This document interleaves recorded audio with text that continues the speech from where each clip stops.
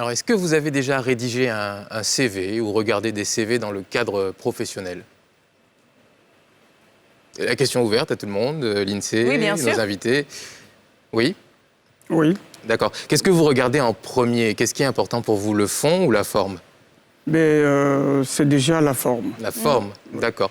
On est bien d'accord. Alors, étant donné que hier, on recevait le ministre de la Promotion de la Jeunesse et de l'Emploi jeune, on a notamment parlé d'emploi, de recherche d'emploi. Et qui dit emploi dit CV. Du coup, je me suis demandé à quoi ça pouvait ressembler le CV d'un ministre. Je sais, c'est une idée farfelue, mais c'est très bien parce que tout le monde peut avoir accès à cette information pour jeter un coup d'œil.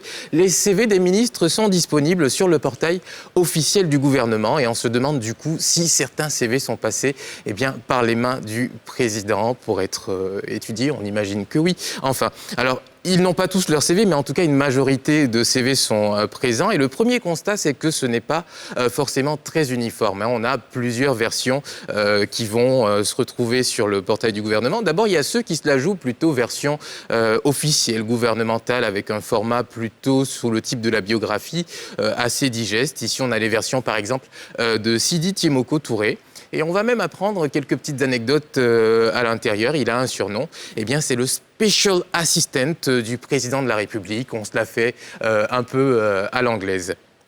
Alors, il y a aussi d'autres CV, comme celui du ministre Adjoumani, qui est pas mal. Donc, on a une version scannée avec une police un peu type Halloween, bicolore, sans trop de cohérence. Et dans les centres d'intérêt, finalement, il n'y a pas de surprise. Le ministre de l'Agriculture, il adore l'agriculture, la production animale, la pêcherie. On n'est pas dans la surenchère. Sans surprise. Alors, il y a un autre CV qui tire son épingle du jeu, pas dans le bon sens du terme, mais ça reste mon préféré, du coup, puisqu'on s'attache à la forme, c'est celui de Candia Camara, la ministre de l'Éducation nationale, toujours en version scannée, noir et blanc, avec une photo au final qui ressemble un peu à un dessin à l'encre chinoise. On n'arrive pas. Vous êtes dur. On n'arrive pas à distinguer, et ça donne pas trop envie. Moi, je trouve, si je suis un recruteur, je prends pas ce CV.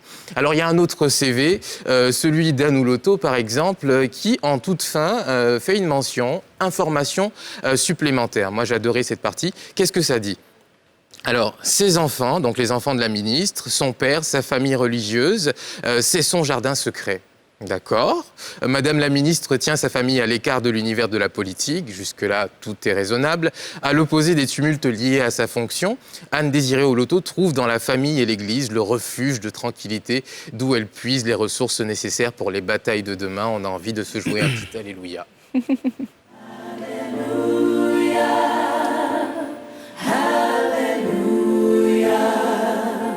Top.